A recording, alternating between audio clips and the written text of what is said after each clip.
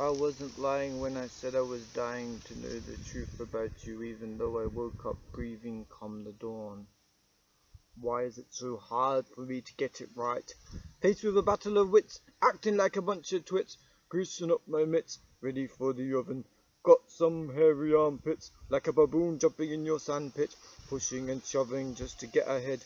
Seeing red over missed opportunities to serve the community, I get so upset. Never seeing it as a chance to fine-tune my art, assist my progress. Blessings in disguise as curses increase my prowess. Dealing with all my largesse. Ah, the burden of not having enough hours in the day to do everything I want to accomplish. Should I move quicker or just reduce my expectations of what I'm capable of achieving within the space of this next set of 24? I know God closes windows and He opens doors. Can you love me despite my flaws? Can you see something worth dying for in me? You are flooring me. The way you keep on loving me, even though I treat you as an enemy or a stranger. Wondering why you would ever find something worth dying for in this useless kid. Keep on rapping till I'm old and toothless. I'm ruthless with this mic, yo. I just don't get it. I ain't saying I'm the best rapper in the Milky Way galaxy, but so many trash bags get boosted up to superstar status, while even half-decent MCs are dying with starving artists carved on their tombstone. Cause it ain't how good you are in this business as much as who you know that gets you promo. There's some kings and queens in the game that deserve the fame. They earned it by doing the hard yards. I don't believe in overnight sensations by any means. Even those that did one show and blew up huge had to practice for ages just to get their sound right. If you sound tight, you just might be able to go on tour. But the problem for me is not having another MC or band member to take this local yet alone global. There are benefits to riding solo. No one else can tell me what to do or where to go. I ain't trampling on nobody's ego. When somebody needs to be woken up for breakfast or rehearsal, or in the exchange of ideas, mine somehow get lost in the ether. As far as I'm concerned, I'ma let the musicians do their thing and I do mine. Let's not interfere with each other's business, my dear. That's our road to success. Don't tell me when my vocal cords are ruined or I'm out of tune. It's a sweet sound in God's ear. It makes him feel over the moon. Even if it sounds like a screeching cat on a hot tin roof, a rusty gate or possums doing the hurdy-gurdy on top of our corrugated iron shed sheeting. They say happiness is fleeting unless you derive your euphoria exclusively from the joy of Jesus. I've been struggling to find it. Not get caught up focusing on other homies' problems and letting myself get sidetracked. Not that a little distraction of the holy kind is ever a bad thing, but far be it for me to think of myself better than anyone else, or in the process of stumbling across faults in others, I ignore the need for change in my own life. I guess I still have lots of learning and growing up to do. I'm still on my way towards ripening and blossoming to full maturity. I don't care if I fade away into obscurity, because all I'm about is making your name famous, sweet Jesus, the source of all my peace, hope, and security. You are most assuredly my surety, the firm foundation of my faith, maintainer of my purity. When I swung a wrecking ball through the contentment and tranquility I once knew so well, teach me to live outside the influence of hell, putting in practice while I'm down here before heaven invades earth and a miraculous event occurred. My spirit gets stirred by the alarming possibility I may have exchanged the truth for a lie, just letting authenticity slide into the back of my mind, no longer at the forefront of how I choose to represent myself to this fragile, hurting world, ever looking for a prophetic excuse to reject the notion of divinity. Yet how do you explain the existence of a conscience otherwise? Without God it has no point or purpose. And how can you expect to pay if you arrive purseless? Why do we spend so long nursing our old wounds, getting caught up in conflicts over insignificant details that don't matter in the slightest? I didn't know I'd have to wear my combat boots today. Switching directions, launching out on your own. At the intersection between obeying the dictates of my spirit or my flesh and bones, I lay my life down before the throne of my Creator, refusing to stay sedated by the enemy of my soul, taken out of the action, prevented from achieving Elohim's goals for my existence, admiring the resilience of my Maker, to never capitulate to the temptations of the enemy when he was faced with the dilemma of satisfying his cravings for physical nourishment in the desert, when he was deliberately depriving himself of physical needs to strengthen the connection of his spirit with his co-author of life, our Daddy God. I get how it may disturb unnerving ancestral people when you talk about a truth that's exclusive and non-negotiable. Please don't tell me I'll be faced with the crossroads I am, like I am frequently in decision-making. I've only got myself to blame for heaping all these problems on my head. I wouldn't invite a woman into my bed unless we were married, so why do I ask you to co-share the house of my spirit with a demonic force? Divided buildings and split like bananas at the first sign of something that appeals to one camp but not to both. Fence sitting is not for me any longer.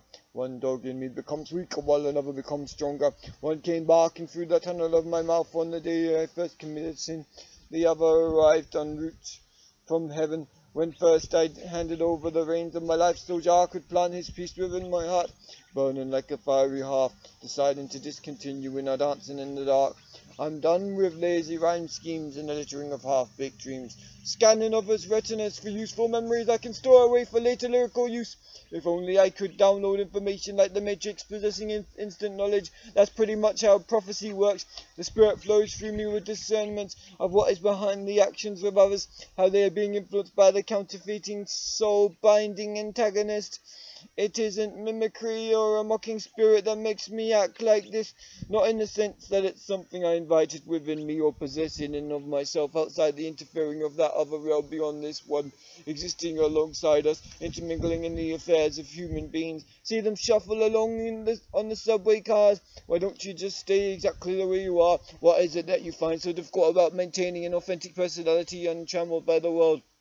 On the banks of the river, that's where I entertain the ducks and geese with my travelling flea circus. A little wet behind the ears when they're just holes where ears once were, 'cause the floppy bits got cut off by shears. I'm done lying to people, even on those extremely rare occasions when it might flatter someone, save a life, or make people potentially feel better about themselves. If I lie to protect folks from becoming innocent victims, it shows my lack of trust in God. I don't believe in situational ethics or carrying like a limp rag in the midst of tropical thunderstorms. I have never felt a greater warmth than in this moment. I wonder exactly what it was that caused all my family and friends to disappear suddenly. Was it the pungent stench of my sins, or the river of garbage that flowed continually out my mouth? They may say I peaked early, and I've got nothing left to offer the world. But with God and that great cloud of witnesses spurring me on, I can traverse more treacherous mountains, facing the peril hidden higher in the craggy goat herd peaks beyond this new horizon, where the herds of bison often travel. Take me home where the deer and the antelopes roam. I wreak havoc among this quiet little populace, a master at my own make-believe. Cranking the shaft of my dream machine in my fantasy factory, not embellishing the truth, 'cause reality was always far more fascinating to me than boring old meddling with the facts and figures, making up my own version of events. This danger is clear and present with me right now in this moment. I had a temporary escape from my own growing issues. I built a rocket to the moon out of coffee-encrusted silver spoons, wandering amongst these desert dunes. Let me not leave you during this time of crisis, or blame every man and his dog for what essentially amounts to my own self-made cavalcade of problems.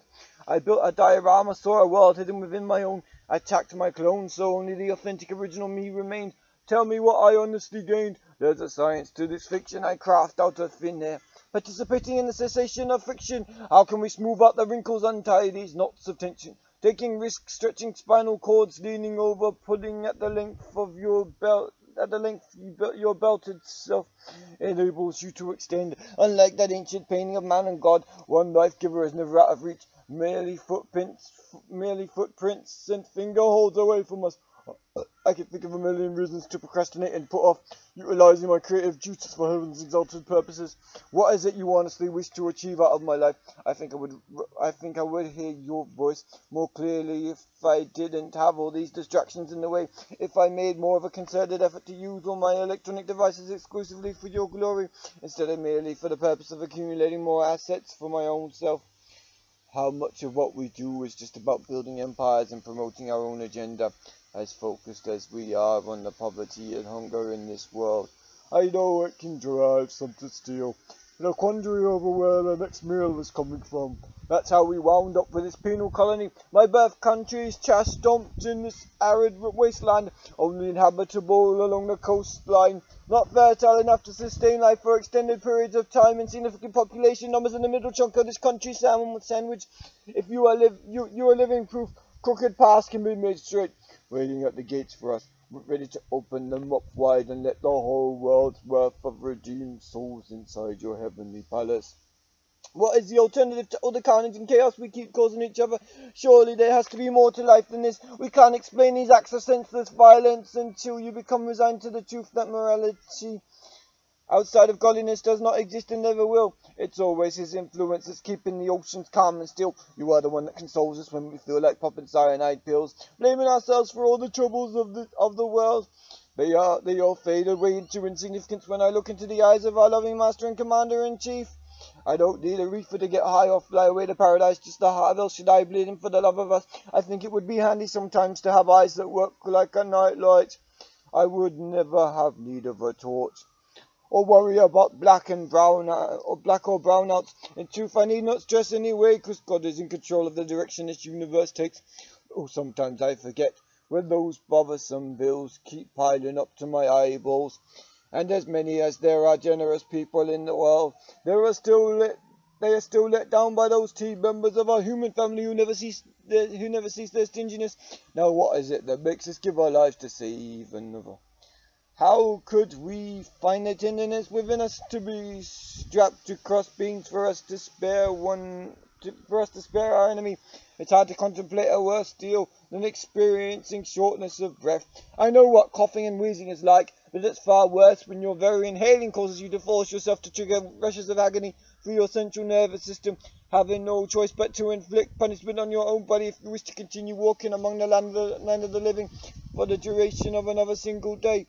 Blood and water flowed from your side when you were pierced with a spear. You love us with a passion far more sincere than any to be discovered anywhere in the known universe. I don't find intelligence in alien beings other than you, extraterrestrial only in the sense you are not of this world. Not that you didn't come in the form of someone human enough to hit his finger with a hammer in head instead of the nail. I have no evidence to claim you felt this kind of pain, but you did experience hunger and thirst just like us.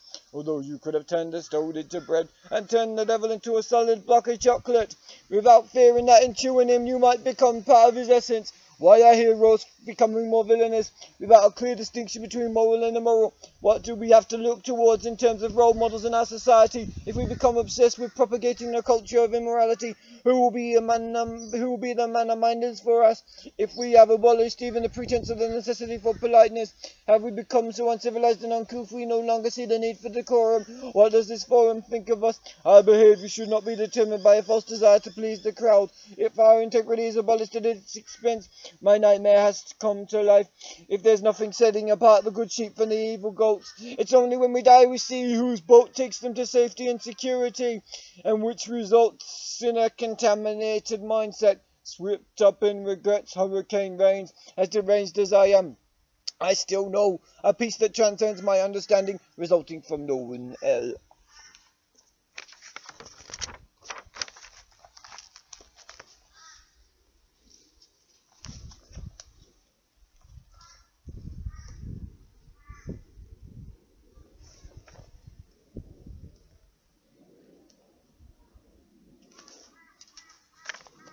Even in the onslaught of asphyxiation, his voice still cries, I love you, as the sun bleeds its essence into the moon.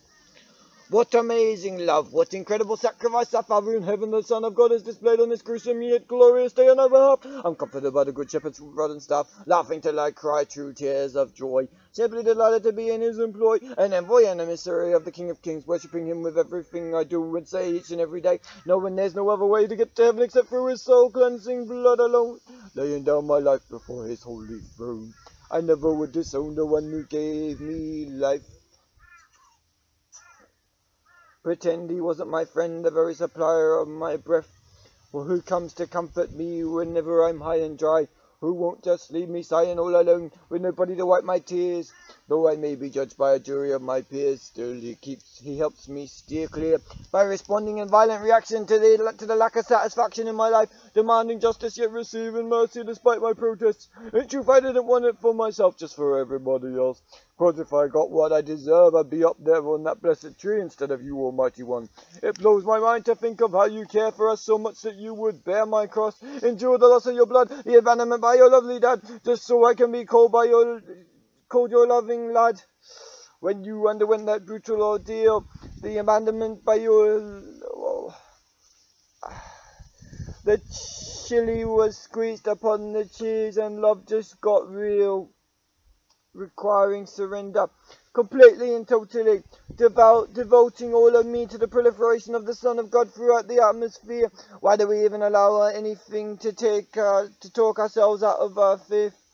Imagine if in your self-talk you would convince yourself not to endure the cross, then my soul would be completely lost. But though you could have gotten legions of angels, literally 10,000 times 10,000, an almost infinite number to come and rescue you, still you persisted as they mocked and threw their stone-like insults at him who commanded, "Let him who is without sin cast the first stone," never carving.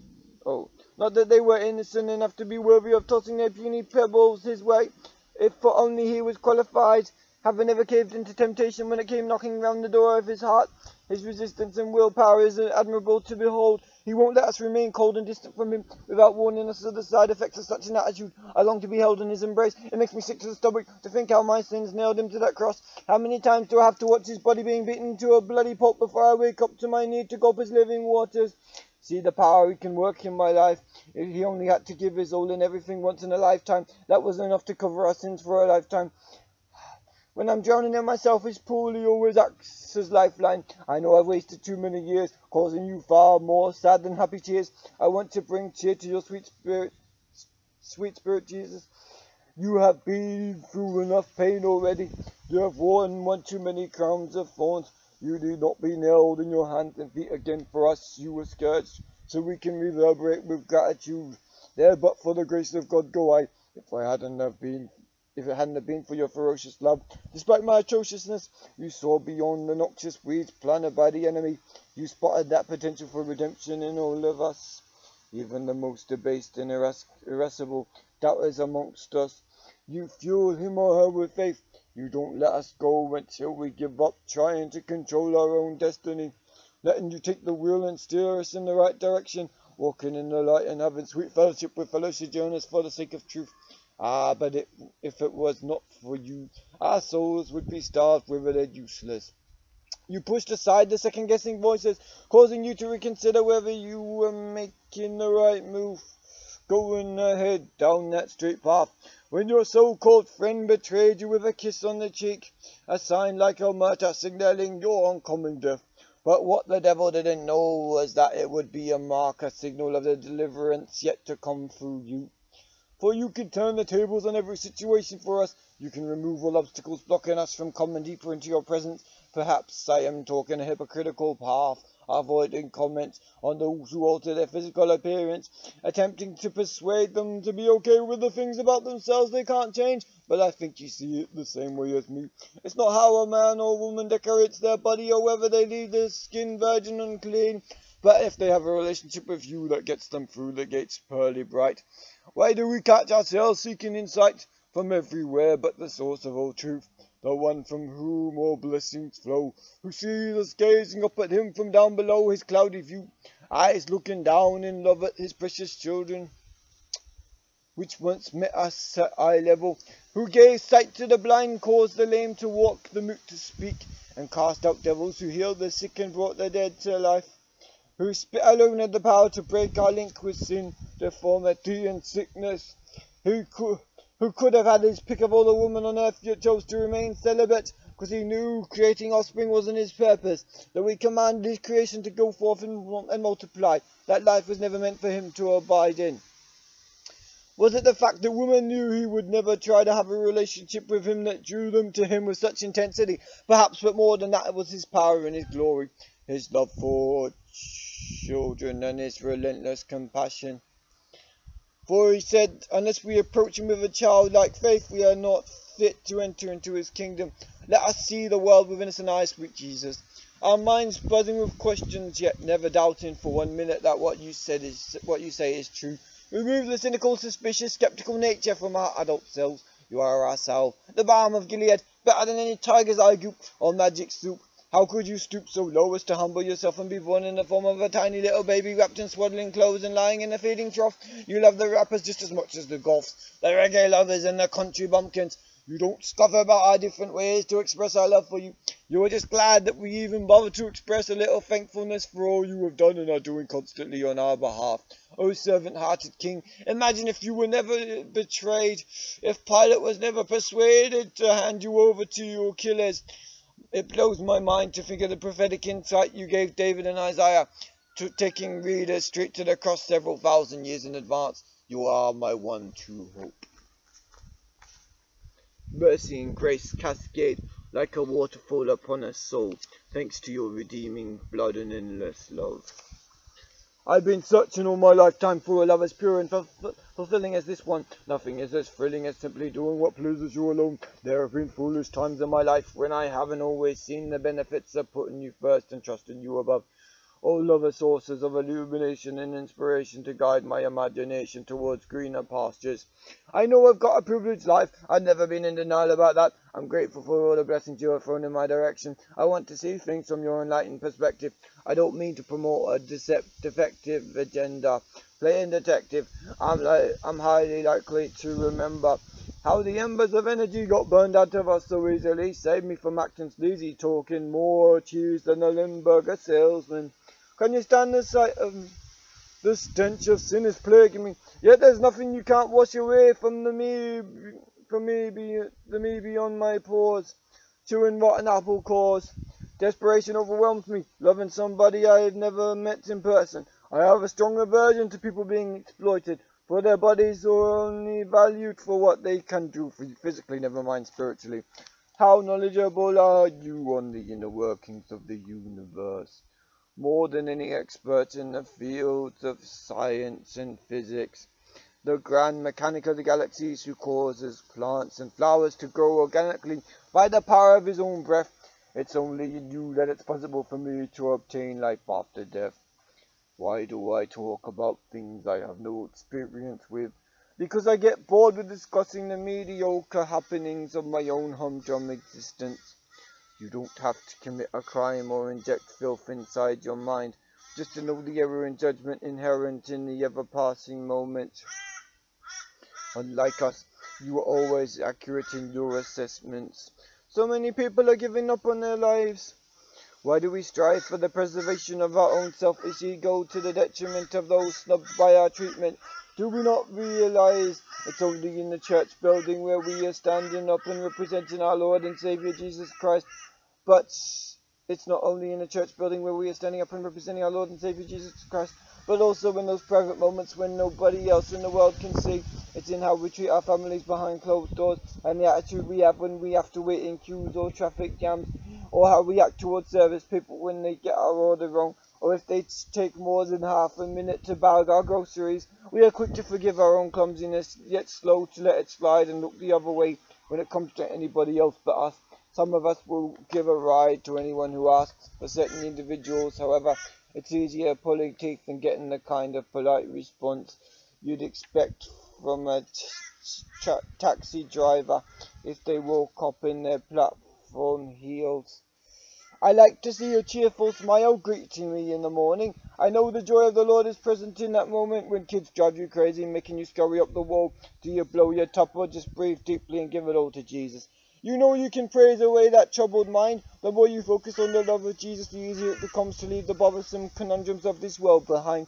Why do we get our minds tangled up in psychic knots over relationships from the past better off forgotten? Because some of us have nothing to live for right now. We have nobody to spur us on. So we find ourselves ever looking backwards instead of moving forwards and getting on with the art of falling in love again. Or merely carrying on and facing the morrow with determination to make the world a brighter, more shiny place. Even if others are determined to remain bogged down in the slime of their miserable funk, I'm pushing my way slowly uphill. and I can feel you strengthening me and guiding my steps through each heavy laden foot that put matches in front of the other. Discovering you is something that I've always wanted to do. Your word contains more treasure than I could ever possibly explore in a lifetime, like the mines of Solomon to the Parapai. In my waking hours, my lips shall declare your praises. You have raised me up from that dead end sin mind state, from that crestfallen pond scum to the enemy. Now I understand my sexual identity has nothing to do with my relationship status, being single or married. I hate to see people clarifying their connection as being complicated.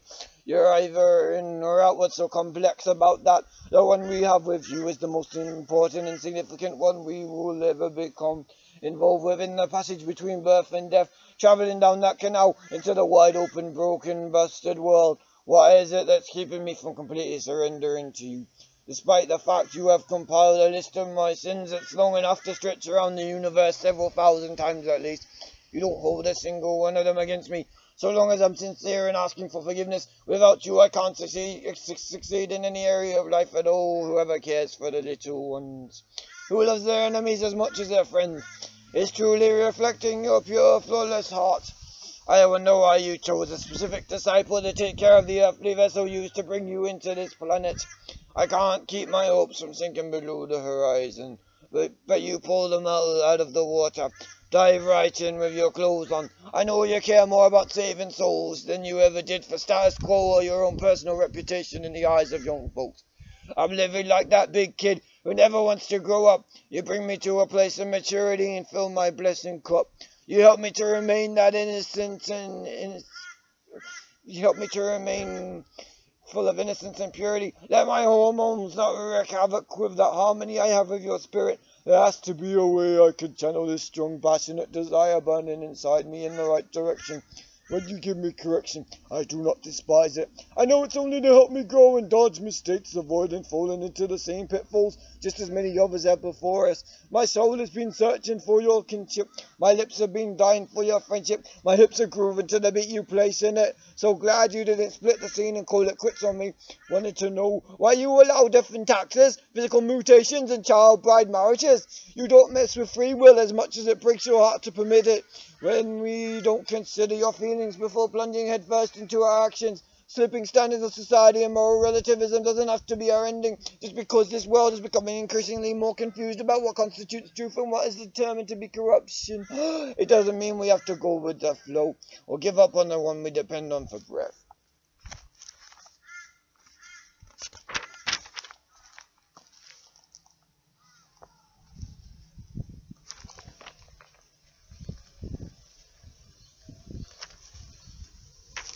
The curse of having blessings is the fear of being dispossessed of your possessions or owned by them. Yesterday you saw a beautiful brown-skinned beauty of caramel complexion with long straight black hair, waiting for a train on a seat fixed opposite to my own, headed in opposite directions. She wore super short pants and a low-cut top, both blue. I would have gazed at her all day if only I had the time and inclination to, if I could but have gotten away with it. I thought it was an extremely unlikely chance that she would take me up on the offer to attend my poetry recital, but I gathered up my gumption and gave it my best shot, pitching to her the concept, painting with words the possibility of her availing herself of the opportunity to hear some decent poems from a bunch of rank amateurs and professionals. Perhaps I should have mentioned there was also coffee, a raffle, and harmonica, with an eye patch. Maybe then she wouldn't be a no-show. Did she think my area was a no-go? Yet she knew about the location. She was familiar with its happenings. I wonder what deterred her. I guess I'll never know. I should have got her social media information, but I was far too hesitant to pull the moves on her when we were only minutes away from disappearing like two ships in the night, like two birds taking flight, one headed for the west and the other north. If only we might cross paths again later in life. God only knows what the future holds for us, but I don't think that she will stumble along my merry way any time soon. Maybe we will drift by each other, not recognizing a sense of familiarity, having gone no deeper than a fellow appreciation for music, the fluttering of eyelids and removing our mutual headphones for the purpose of exchanging tidbits of conversation. I should have hopped on a train and followed her to wherever she was heading, just so I could prolong that magical moment to get a beautiful woman such as she talking to me. But I was never that reckless and bold, which is probably why I'm still single. She might have been headed to Mexico by way of the airport for all I knew, but she wasn't travelling with a whole bunch of suitcases, just a regular amount of bags for someone with people to visit and places to be in a hurry. Ah, if only I had seized the chance to chat up other chicks in the meantime, while I was waiting for her to come around. I only comfort myself considering they definitely weren't worth missing out on, though I will never know if somebody else's wife was intended by God to be mine, or if she is a confirmed spinster, dying an old maid, 'cause I never bothered to use my lips, teeth and tongue to formulate a sentence. Once I laid eyes upon her, I didn't think she'd ever give me the time of day, yet alone spare me a minute's interaction. I tried to keep it light this time, having freaked out enough women before to last one lifetime. It's funny how some older ladies will put an affectionate palm on your shoulder, and yet in my and yet it almost slips and misses your wrist in the exchange. Well, and yet in my generation, it's funny how some older ladies will put an affectionate palm on your shoulder, and yet in my generation, or the next one, you're blessed if you get a fist bump or a high five distributed in so casual a manner it almost slips and misses your wrist in the exchange. If she is the one that initiates our contact, I know it's meant to be forever. At least that's what I tell myself. 'Cause even husbands and wives who have been together for the longest time can still pack their bags and find somebody else in a blinking heartbeat. I don't serve up these tasty treats for the sake of pleasing cynics or skeptics. I do my own thing, and if people happen to like it, so much the better. I'm not sweating lead bullets or losing any sleep at night over the fact I've got nobody buying my products or hugging them tight en masse. I have garnered enough attention to last one lifetime already. I know I can rock a mic on stage. I can grip people's hearts with my words. I can cause them to wake up to their need for positive change. I am capable of assisting lives in turning around when they are at the point of suicide. Why are we so disappointed in ourselves?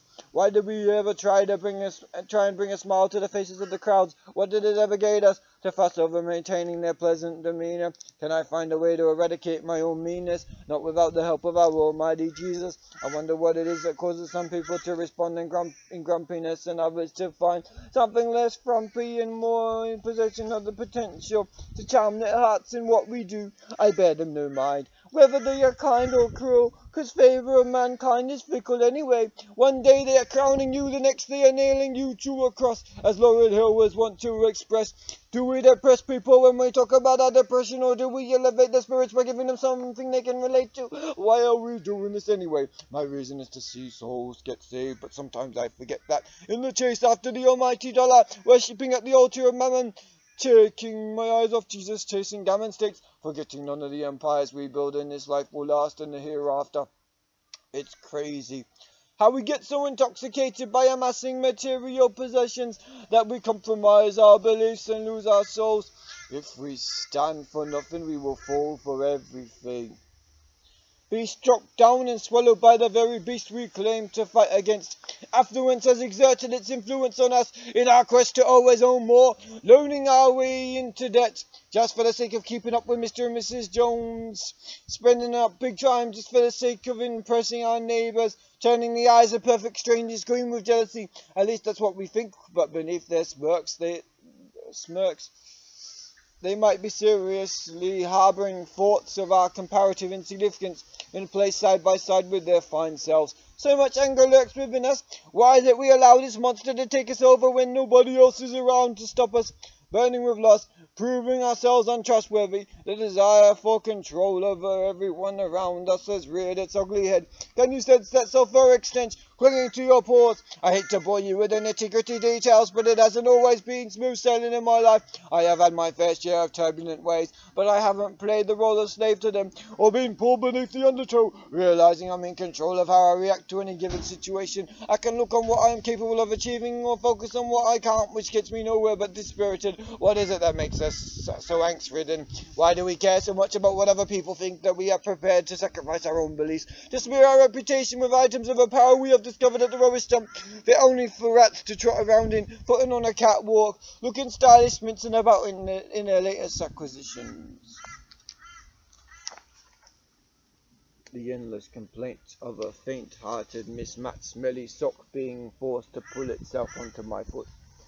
She doesn't honestly care whether I live or die as long as she gets paid. If I truly cared about her, I would have put her needs before my own. Guess I'm selfish like that. I laid me down to sleep without considering the desires and longings of the one I claimed to be my dream queen. Did I make her scream with regret over choosing to ever become friends to a dude like me? I don't need this. She is a salt lick, contributing to my desert-like thirstiness. She is salt and vinegar crisps. She is a risk that I just can't take in real life, never mind within the realms and confines of my dreams and fantasies alone. I like the fact that she occasionally wears glasses because it shows her intelligent and vulnerable side. I'm just sorry, I will never be good enough for her. It's not like she wants a boy to treat her rough, but she's surely a tough nut to crack. I'm not sure I have the strength in me to last. If we ever had the chance to make love endure a lifetime between us, how can I get her fire burning and keep her river flowing, cause her to start gushing like she does me? You would have thought the dam just burst when she takes turns her fluttering butterfly eyes in my direction. There's no such thing as a little harmless flirtation. I know I have linked my soul with hers, and if I'm not careful, I will be cursed like the fig tree condemned by Jesus, only producing leaves, not fruitfulness. At least the fruit flies take no interest in me. I know she wouldn't see anything in me if I didn't have a significant amount of money in the bank. That's good for the taking. I like to convince myself she wants me for something more than what I can physically contribute increasing her assets in retirement fund. But I'd be lying to myself, and that doesn't sit comfortably with me. The fact that I always need to pay for the privilege of kicking it with her and keeping her company, that's not the way my Saviour works. He never charges for an audience, even if we break his ordinances. He gives more than a second glance to us. Though he may be sorely disappointed in our behaviour, he is still forever our Lord and Saviour. What if I had no light of Christ in my heart and I lost my salty flavour? What if I have fallen so far down that I can't possibly get up again? This is the double life I live, wrestling with my own hypocrisy, the devil trying to steal that victory off me. Whatever ground I gain today, feebly hoping to be a source of enlightenment and encouragement, scared of doing more damage than working towards rectifying situations that ring the bells of doomsday prophets. If the end was now, would I be ready for the second coming, hitting the ground running, punning around with the facts? So stunning. My reaction was priceless. I couldn't stay calm in the time of crisis. The worst poker player in the history of mankind. You can read my thoughts. They're sprayed all over my face in my all too obvious facial expressions. What's up with this curiosity in me? I know exactly where that path leads. Into danger, poison ivy wrapping itself around my legs, pulling me down beneath the dirt trap like an ant in a plant full of sweet honey. Caught up in the slippery gourd, unable to cut foot and toe holes in the side in order to climb out and hurry and carry on with some semblance of a normal life, as much as that was always a myth. Anywhere under which the warmth of God's sun cast its gentle beams, cutting off all access routes for the enemy to influence my life. Knowing my days are numbered, so I can't afford to slumber or faint, though I have been a good witness today. When I stepped outside my elegantly designed dwelling place, still I face the onslaught of demons, disguised as strangers, helping me to get undressed and increase my stress. I want to make sweet love to someone other than my own self, or some perverted spirit which has gained easy access by the videos I watch and the pictures I look at. I know I have to be more careful in my viewing and listening habits, but as much as I repeat this mantra of truth, I am like a dog returning continually boomerang like to my own vomit. I don't need any more reminders or sticky notes pasted to the fridge of the things I drastically need to change in my life. Those bad habits I've got to switch up before they consume my soul, eradicate the essence of me, and remove all pleasantry from my being. I'm seeing familiar faces in this location. None of them are responsible for my criminal underway. How can we be the voice of love and open hugging arms, though we may feel harmed by visual misrepresentation, a mockery of everything it means to be a woman, gazing upon a fake version, perversion of truth? I refuse to accept even in jest that there is anything worth tolerating in this, an abomination which makes God sick to his very stomach. Oh, if only I didn't wrestle with those overdose of loneliness. It's only the fault of solitude that causes me to act up, though. I've been wrestling with these feelings ever since very long ago, and it hasn't ceased with the regular passage of time. How come we keep fronting in our lives when we don't even recognize it or call it by its name? How could we be so lame? Always making excuses for our actions. Where's the satisfaction to be found in this detachment? Dispatching the sentries, sending them after us. Destroy the demons that breaking into my psyche. Sweet Jesus, I want to know you more deeply. Only you completely. Everybody else just leaves me wondering and questioning whether I will ever be fulfilled in my quest for love. Perhaps if I stop acting like a bratty little pest and start treasuring a woman for more than a chest area and generously proportion posterior. If I could but compose a superior method of reasoning, when the wolf comes baying at my door, wanting to take me in, run me through with the blade of man for its throat. What really grinds my gears and gets my goat is seeing golden opportunity floating away from me. Just around the river bend, drifting up to sea. Learning the art of self-discipline and self-sacrifice. What I give up and deprive myself of leads to further productivity down the road. The more I withdraw from this world, the deeper I dig in your heart, my tender loving God. Knowing I am his child comforts me in those weary moments when I've caved into the tempters tugging on my gates. I forgot to utilize my angelic sentries to guide or entries into me. If I had but been a little more vigilant, I wouldn't be experiencing the terrible weight of this cognitive dissonance. I wear all tangled up in my insides, seemingly inextricable. Yet our God doesn't resign or condemn us to a future predictable. He is able to circumnavigate the universe in the blink of an eye. He loves us until the day we die, and even beyond its arms.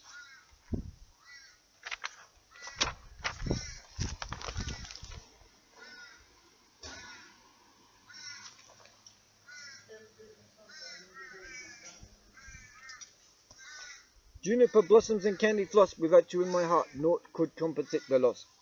Will she still love him when he no longer calls her lover and lover but mother? Cause he can't remember who she was to him, even though they share the same roof.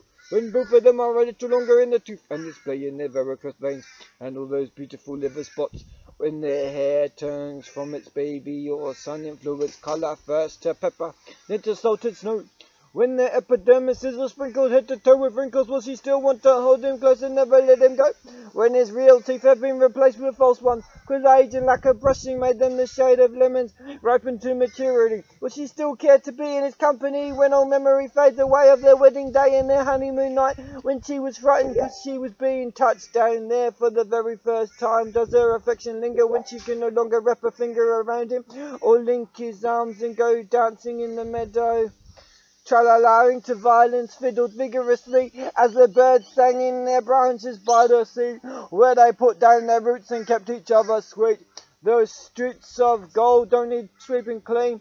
They are waiting patiently for river and a day for their arrival. Does she wonder if the rival for his affections made the right or wrong decision in running away?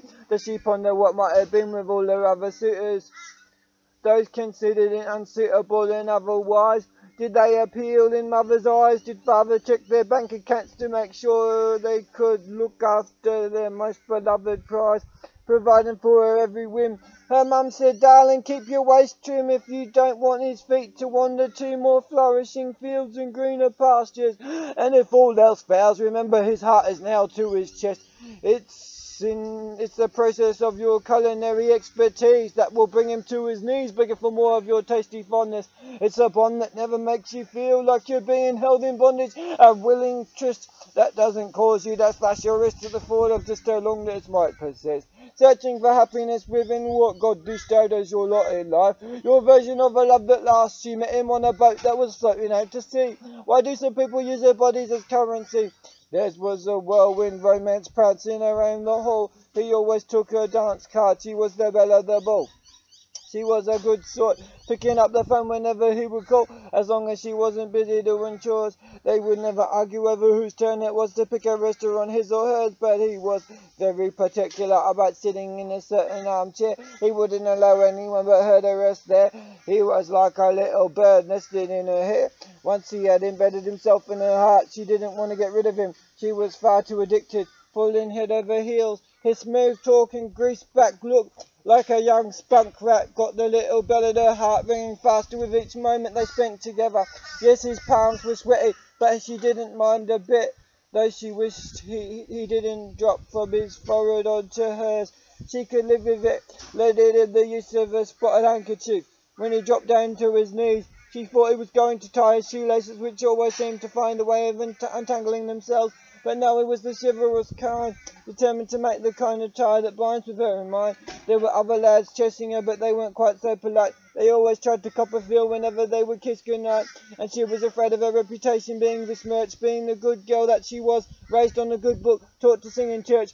She wouldn't want anybody saying bad things about her behind her back. Was it fear that motivated her, or the love of Christ? Nothing did she lack in his life. She had a well-paying job working as the scullery maid. That's how they met. She served him up a dish he would never possibly forget, not 'cause of how it tasted, but the fact that his eyes opened wide when he saw her approach. He knew he couldn't retreat from her attention. He promised to make mention of her in his prayers. He couldn't prevent himself from staring. He dreamt of sharing his life forever with her. From the get-go, he wanted to show her just how much he cared about her. She had captured his heart with a single blink. It wasn't enough for Dizzy. She slipped in his drink. God used her to pull him away from the brink of disaster and loneliness. She eased his stress and halved his burdens with her soothing, listening ears, wiping away all his tears as he did hers. He had nothing to fear when he was around her. Every day he thanked God that he'd found her. A woman so obliging was rare to find, like a glittering diamond in a cave full of lumpy bits of coal. She wondered what his dreams and goals were, and sometimes if he preferred the company of animals to humans, because he would mostly keep to himself. He had more books in his collection than a forest has trees.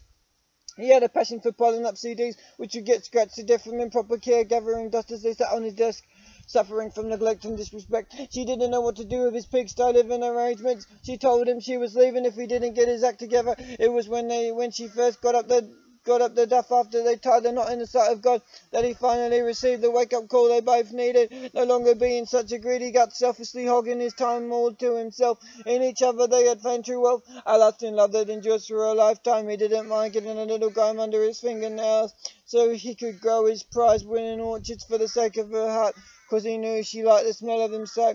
Their perfume drew her to him. When upon that first date he did bear them between his teeth, taking her by surprise, taking his hands over her eyes, finding it was him and not some random crim, caused her to breathe a little easier, and was no small sigh of relief escaping from her lips. She put a little skip in his step. When first she said yes to hanging out with him, his life was in hearts like Earthworm Jim when he grabbed himself a spacesuit. Not because she was cute, because she read the Bible and knew it back to front. She was scholarly like a preacher, capable of playing tutor, though she never liked to lord it over everyone. Being of a mind that we are all equal in God's sight, she kept the fire alight within his eager beaver heart. There was nothing in the world he wouldn't do for her, but he couldn't do anything when she started getting sicker. He didn't want it to just turn into a picture on his mantelpiece. Without her love, his world was sure to entirely cease. Some of us need extra padding to keep us from fracturing our bones and cutting skin when we bump into things. Nobody wants to bring danger upon the world around them, especially when the people they are causing harm to are those who know and love them best. Why do we get stressed when the things that happen in our lives are beyond our control, when we have to endure agonizing such circumstances? I'm so glad that God takes a chance on us. Despite our fickle attitude, he never gives up on us. Such amazing love that it steals my breath away, for the people of my heart has once again saved the day for me. His blood making a way for me to live free and redeemed, though I may be extremely disappointed with myself. Though I may have disgraced my reputation, acting like the opposite of a credit to my nation, I do remember we are meant to think internationally, conscious of the all-embracing eyes of Jesus, who considers us so worthy of showering his blessings down on us. We waste too much time worrying about what we're meant to be or do with our future, when all that truly matters is we're living in God's presence. Why do we put so much emphasis on how much money people make? Why can't we focus more on people's characters and personalities? I know those things don't pay the bills, but surely they count far more in the scheme of things. 'Cause someone can keep the tax man at bay and still wind up clipping your wings. We don't always know what people are like when first we get into relationships with them. We don't see the monster that is lurking just around the corner, hidden inside them, ready to spring up and out of them. We don't know all about their childhood trauma, the various events that cause them to react to certain situations the way they do. We only know the best versions of ourselves we choose to present to each other. When we have wanted someone to sign on the dotted line and claim our heart, We don't like to feel torn apart inside, wondering who is ever going to abide with us. It's a quandary why people run out of patients, yet we never run out of doctors, except in the country where they appear to be in short supply. So you can either diagnose yourself successfully, die trying, or be completely dependent upon the greatest physician to bring you back to a place where you're up on your feet again. We used to like stethoscopes when we were kids. Imagine we were checking each other's temperature with a popsicle stick, not knowing all the knowledge required for that task of diagnosing sicknesses and diseases, having to carefully administer medicine, undergoing complex surgical procedures, ranging from a simple cracked toe or collarbone to something more cerebral like compression of the brain's nodules. Professing ourselves to be wise, we simply reveal our foolishness if we don't trust in God to take care of all our business. Yes, both stepping out in faith and trust are required to live a healthy life. Although we can leave it all up to God, He still wants to actively go about our lives with a mind towards helping others whenever possible, assisting them to go the distance from here to heaven. People make it so hard and needlessly complicated to choose Jesus above all the pretenders out there. Jesus is my greatest defender. I always remember that moment I first decided to accept Him in my heart. My life has never been the same since. I'm so grateful that He shed His blood for me. His grace and mercy poured down like a flood on me. I don't want to be anything other than what I am unless my feet are walking in the opposite direction to my identity in Christ. If any foul smelling fingers and influence on me, using me like a puppet master does a marionette on strings. It's funny when I think I'm operating out of my own free will. Sometimes I'm merely being controlled. There is conflict in me, desiring deeply to do what pleases God, yet still obeying the law of the enemy. There is a war going on between my spirit and my flesh. My members are a conflict amongst themselves. Lord, let your body not get divided into pieces by the doctrine of the Nicolaitans, those whose only human life is to conquer and divide us. We were knitted together by divine design. Nobody could be finer in this universe. He is refining us with His soul of fire. What sparks my eye is seeing all these kids who think they know Jesus and really don't, bringing the axe down on their own heads, making an excuse for the sin, saying it's covered by God's love and grace, which is true, but do we really want to get caught red-handed, going to hell for a sin we haven't repented of yet? Because that's how serious it is. There's no such thing as little white lies or justifiable stealing to feed your family. He is capable of taking care of all our needs. So much do we trust Him to use our little lives like seeds, yielding for fruit when stuck in the ground of His heart. There is no limits to what He is capable of achieving through us. Keep on believing, you may get a breakthrough when you shout. Don't wait until you hear that death knell before you get your act together. Know the facts about your life. You were cut for a purpose. God's got a reason for keeping you breathing regardless of whether you believe it or not. Our eyes open wide for evidence of His miracles at work. How often do we take for granted that He's always going to be around and there's nothing we can do or say that will keep Him from loving us? This truth doesn't cancel out the fact that He'll still allow our sins to send us to hell if we don't turn our feet around and move in the opposite direction from temptation. Why do we procrastinate so much? We should seize these opportunities to share His love before they slip through our fingers again. We can't pretend that He has never done anything for us when He made this universe for us to enjoy. There's potentially a boy for every girl as long as we don't mess up His plans by killing all our babies before they have a chance to grow into future husbands and wives for somebody who knows who we are, robbing of a potentially beautiful future. Just because we are dissatisfied with our foundations, uprooting ourselves from the faith we knew so well, will we tell the story of His love to everyone we meet? How He is so amazing, He just can't be beat. Some of us think we can cheat death with our pills and facial cream, but when it's time to go, say bye to forever, 'cause it ain't a dream. Unless He chooses to bring us back again, then we still ain't sleeping like nitwitted bridesmaids, neglecting to keep vigil. Stay still and rest in His peace. Don't let the many drastic happenings of this world bother you out of your salvation. There is so much tragedy that occurs all around us, but it don't have to bother you none. Unless it stirs you to boldly testify the power of God's Son and change your life. My future's in His hands, so I've no cause to ever cry.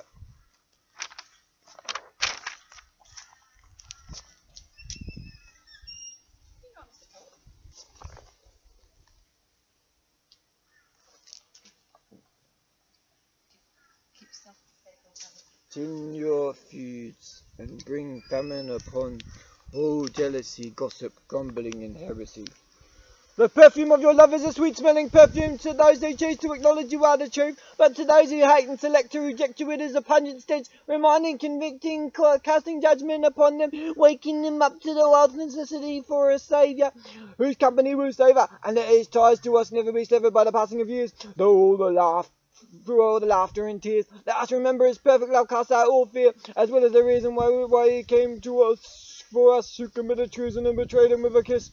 Still he doesn't dismiss us, offering us a way out of our troubles, not allowing us to bubble in the cauldron of hell unless we permit it by turning up our noses at his free gift of salvation, recognizing what it requires of us to end our dalliance with the devil and renew our allegiance with the with our Creator, faithful and true. There is a voice that calls us in our sleep, who's always close to us and never fully out of reach. There is a being supreme watching over every man, woman and child, those reviled by the world and those who only despise themselves, and those who love in spite of themselves, getting in the way of displaying Christian maturity. It's not only in the shadows we can see the light breaking through, though I may be often more shallow than deep. I know the one who keeps my feet upright, seasoning my speech with his holy salt, helping me to take responsibility and not go around pinning it on others like it's not my fault. There may be safety and strength in numbers. The prowling Father may attack in our weak and vulnerable moments when there's no one else around with the strength to defend us. But you are my banner. I find refuge in your heart. You are my shield and sword and my exceedingly great reward. You are the one fighting for me. Your seraphic warriors marching in the mulberry trees above us. If we open our spiritual eyes, we can perceive the chariots of fire riding over our heads. There are far more for us than against us. If we're fighting on the side of Jesus, whoever tries to battle God inevitably loses in the end. Just look at Ichabod winding up with a broken hip bone. I'm so grateful, Savior, that you never leave me alone. Even when I try to push you away from my face, when I won't even listen to your loving remarks, craving the darkness more than your glory and holiness, wondering what's wrong with me. Just because when I look at the cross, all I can do is weep and believe you are the answer for me. You are more than just a fairy tale or a nice story. You are the only one capable of restoring me into the person that you made me to be. Claiming the identity you gave me. You saved me. And you used me to make ways around the world, rescuing lost souls from drowning. I'm not clowning about my relationship with you. I choose to take you seriously, so deliriously in love with you. The whole galaxy thinks I'm crazy, but I don't care. I will just get wilder and shout more loudly of what you have done for me. My heart pouring out gratitude at your feet. I've got no need to be traumatized and terrified because you are by my side. If I abide in you for real, what do I have to worry in my head about? You know the deal. I exchanged death for life already. That sin-soaked me no longer represents who I am in your eyes. They may you see. I'm good at lying to myself and everybody else, but there's no fooling them. You have observed me closely, but there's no condemnation for those in Christ Jesus. And my mind is in the process of being renewed on a daily basis, crucifying the desires of my flesh, choosing to only fill my mind with things that please you, being careful to live out your commandments and not just treat them like the 10 suggestions. Have I learned my lesson yet? What plain Jonah running away from you can do? Though you used him even in his stubbornness, refusing to love on his people's enemies on that ship, you used his lips to point to the power of praising the only right and true God, the only way capable of delivering all mankind in one foul swoop. Scooping us up in your arms and keeping us out of harm's way. Because of you, Yahweh, I have a hope in the future. What is it about our love for you that puts the world off so much? What looks to them like foolishness is wisdom to us. How much proof does this earth need that you walked among us? These dusty beings you have made breathed to life by your exhalation. Now I'm filled with exhilaration just to stand in your presence, just to meet with fellow believers and worship you in spirit and truth. It floods my heart with joy to be known as your child. I'm so glad you decided to lift me up out of that slimy pit. I was wallowing in the stench of my sin. If I blaspheme your Holy Spirit, that's unforgivable. I want to know how I can do that so I'm able to avoid going down that path. My friend came to me with that question long ago. I thought it was when you were mocking those speaking in tongues. Although my fingers playing with fire, I no longer see that as sending you straight to the pits of hell. All I can think of is that I must be completely and utterly rejecting you, though you have sent one is from day one to the last one. I want to experience your peace in every moment, not be one of those who grew up knowing of you, but never had a personal relationship with you. It's like knowing all the facts, figures, and statistics about a celebrity, but not being deeply acquainted enough for them to say for sure you can appreciate intimately the inner workings of their mind, or even the most basic occurrences of their life.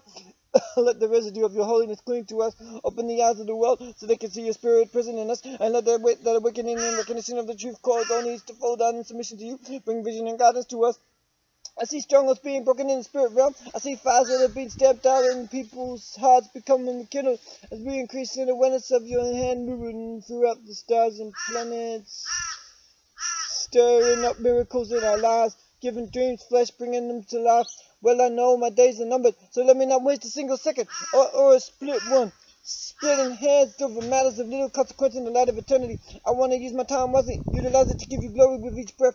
Problems can only endure till death. Joy comes beyond my last morning alive, and in the shower when my respiratory system is working, I will love you with my whole heart. I rejoice at the sweet fellowship I have with you, God, my Lord and King, lover of my soul, warrior, fighting my battles, chasing away all those demons that come rushing after me. You push them in the S&C, so they will never come back to bother me. Your son forever free.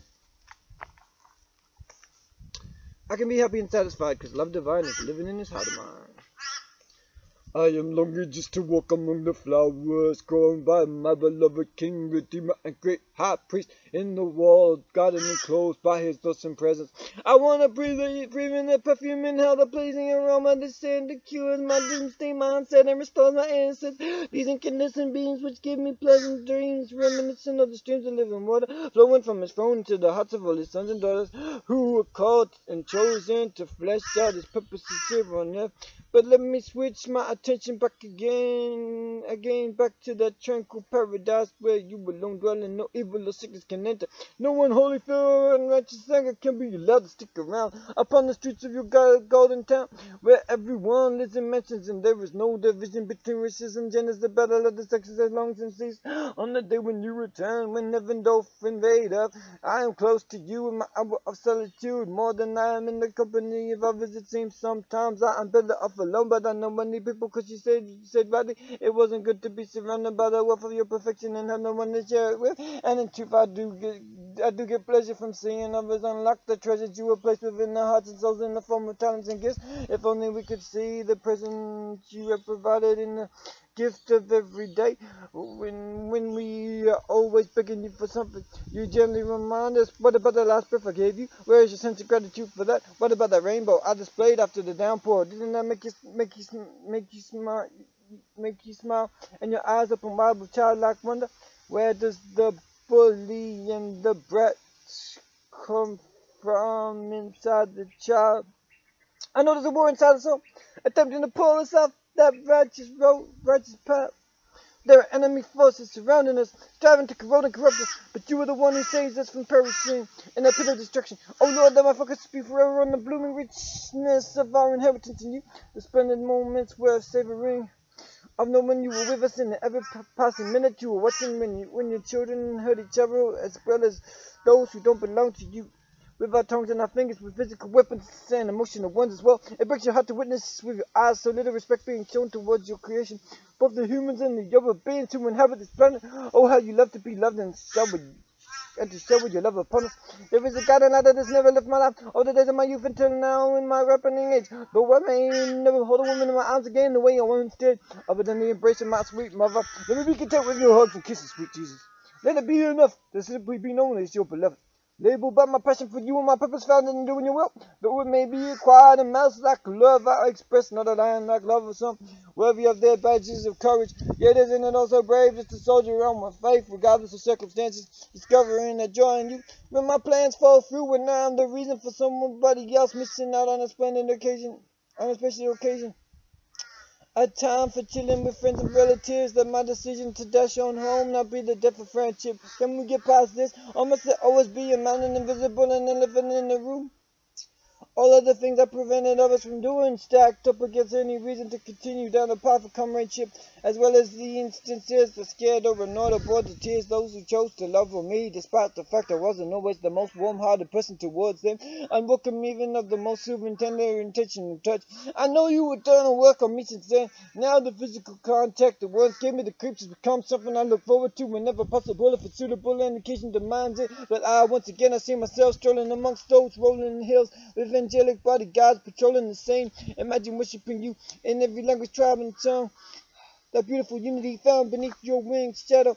In those moments when our patience is tested and tension overwhelms us, switch our attention to the dimension beyond this one. I know you respond quick as a flash to our prayer requests, or you may take longer to get through to us simply because of our stubbornness. We don't know exactly what we're listening out for, expecting the great booming voice to come pounding from the sky when you could be cutting through the clutter in our consciousness, vibrating your gentle whisper inside of us. I am surrounded by your love and your favor, wherever or not I am cognitive of its presence. This familiar essence abides in us. You provide all my needs and some of my wants as well. When I want what you want, I get what I want a whole lot faster than if I only seek to please myself. But if I am more of as oriented, then you are far more likely to make my request.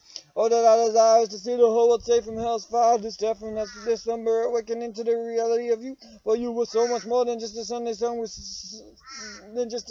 Sunday song we sing. You were deeper than the story. You were Lord and King. You were ruler of the heavens. You made everything the earth is your footstool. You shall return to take captivity captive forevermore. You messed my reason, transform my perception. Help me to be a true reflection of your heart. Let me never lose my passion for you, though I may be bruised, ego-wise, and in my physical form. You bring calmness in the storms of life. What is it we truly hunger for? Let you always be chief amongst my heart's desires, sweet Lord. Let me not abandon your truth when the going gets tough, or judge the reality of you by my current couple circumstances. For your existence is not dependent on what is happening all around me. Creation is evidence enough. There must be something bigger than us controlling the universe. How could anything this complex arise from anything but an intelligent designer? Objects don't just form by themselves. It doesn't take rocket science to figure that out. Quench my doubt, drench it in your joy. You don't have to make sense to be believed. We don't have to grasp every single part of all you are in order to avoid being deceived. Nothing will feed your love for me. I am determined to succeed where others have failed. My sins have nailed you to your cross, but you prevailed, conquering the grave and hell. It's gonna be so amazing dwelling in your house forever. I can keep my joy bottled up, pop the lid top, and spray it global. Peace out.